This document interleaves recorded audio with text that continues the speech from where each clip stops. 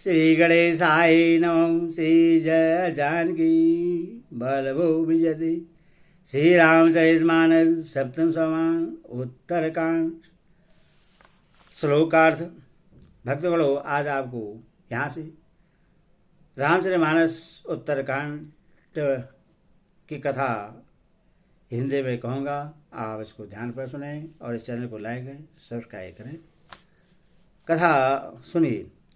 मोर की कंठ की आभा के समान, हरिताभ नीलवर्ण, देवता में श्रेष्ठ ब्राह्मण भृगु जी के चरण कमल के चिन्ह से सुशोभित, शोभा से पूर्ण पीताम्बरधारी कमल नेत्र, सदा परम प्रश्न हाथों में बाण और धनुष धारण किए हुए, बानर समूह से युक्त भाई लक्ष्मण जी से सेवित, स्तुति किए जाने योग्य श्री जानकी जी के पति, रघुकुल श्रेष्ठ पुष्पक विमान पर सवार श्री रामचंद्र जी को मैं निरंतर नमस्कार करता हूँ।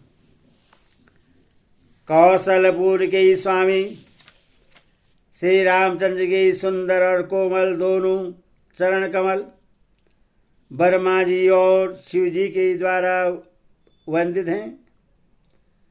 श्री जानकी जी के कर कमलों से दुलराए हुए हैं और चिंतन करने वाले के मन रूपी भौर के नित्य संगी हैं। आधार चिंतन करने वालों का मन रूपी भरमर सदा उन चरण कमलों में बसा रहता है। कुंद के फूल चंद्रमा और शंख के समान सुंदर गौरवर्ण जगजननी श्री पार्वती जी के पति, वांछित फल के देने वाले, दुखियों पर सदा दया करने वाले, सुंदर कमल के समान तेज वाले, कामदेव से छुड़ाने वाले कल्याणकारी श्री शंकर जी को मैं नमस्कार करता हूँ। श्री राम जी के लौटने की अवधि का एक ही दिन बाकी रह गया। अतएव नगर के लोग बहुत आतुर अधीर हो रहे हैं।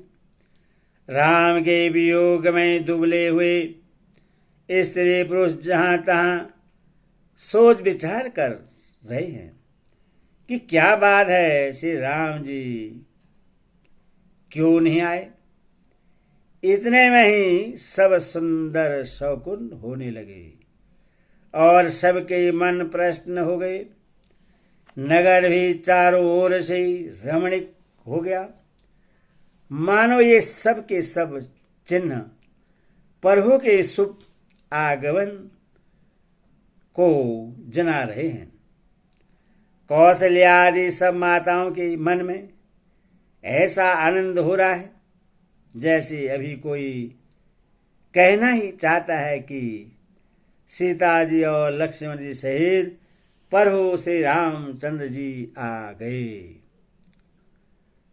भरत की दाहिनी आंख और दाहिनी भुजा बार बार फटक रही है। इसे शुभ शकुन जानकर उनके मन में अत्यधिक हर्ष हुआ और वे विचार करने लगे। प्राणों की आधार रूप अवधि का एक ही दिन शेष रह गया। यह सोचते ही भरत जी के मन में अपार दुख हुआ।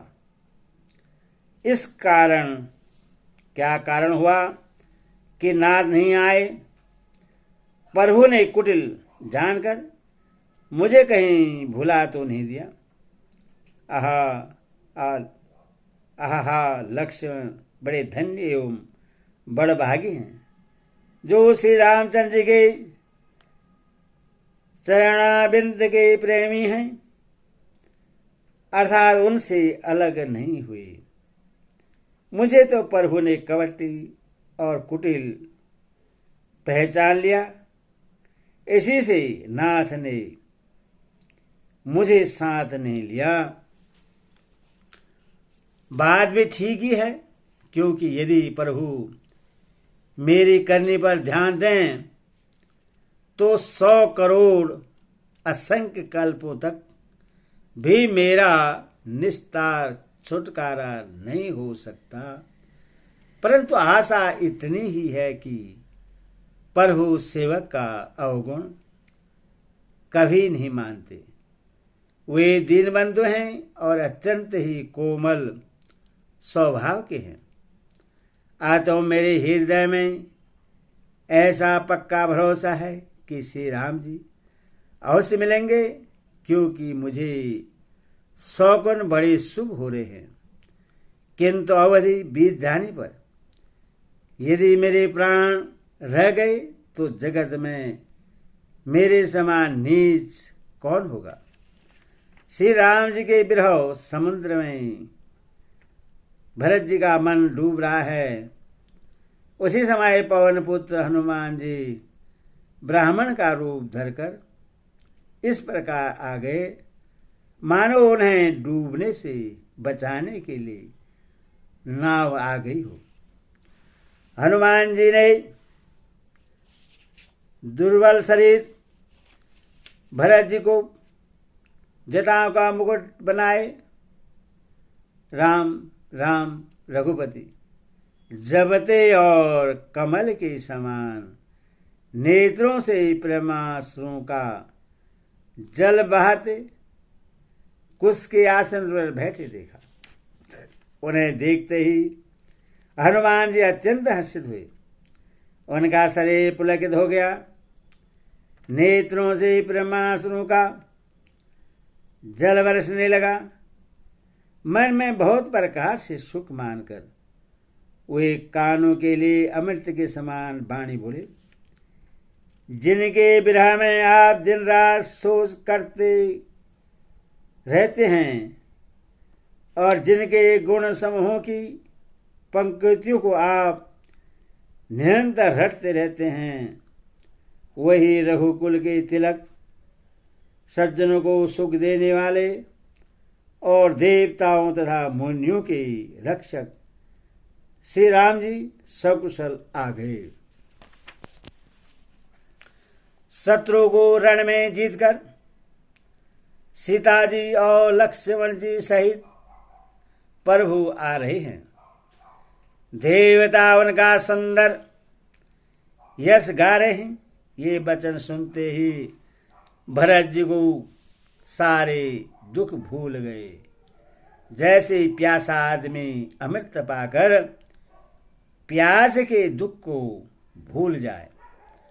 भरत जी ने पूछा, हे तात, तुम कौन हो और कहाँ से आए हो, जो तुमने मुझको ये परम प्रिय अत्यंत आनंद देने वाले वचन सुनाए।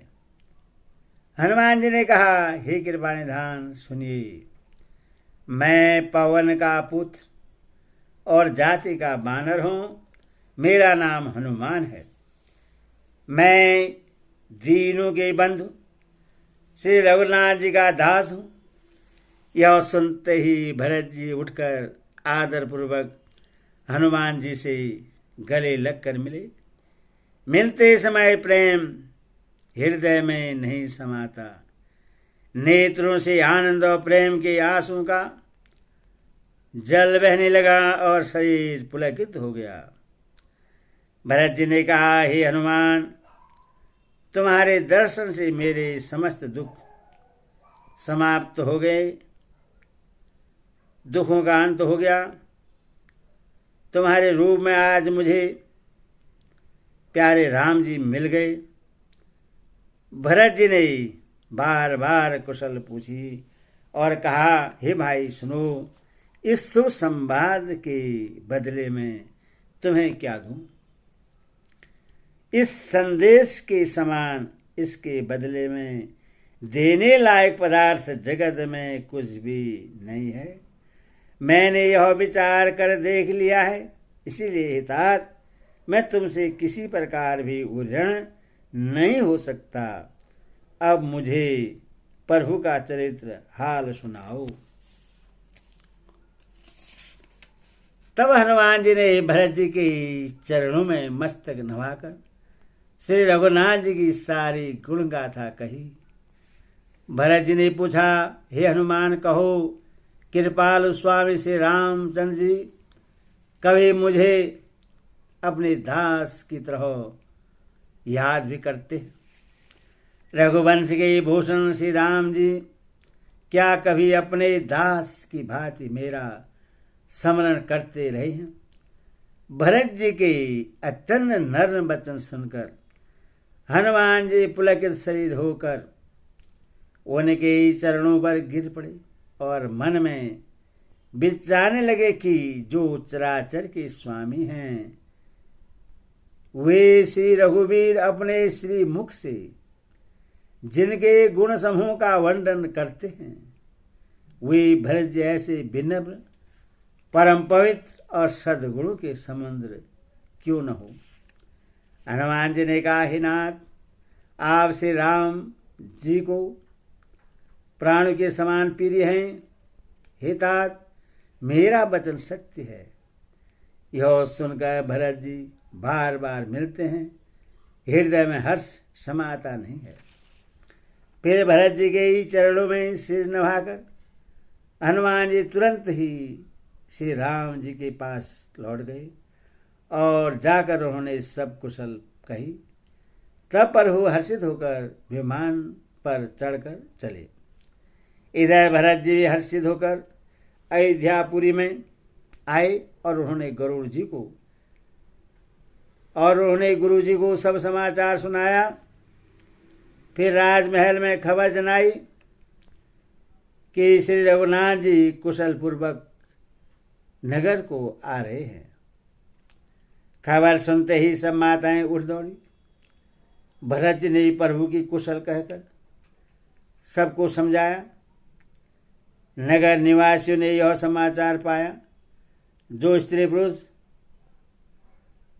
पुरुष सब हर्षित होकर दौड़े।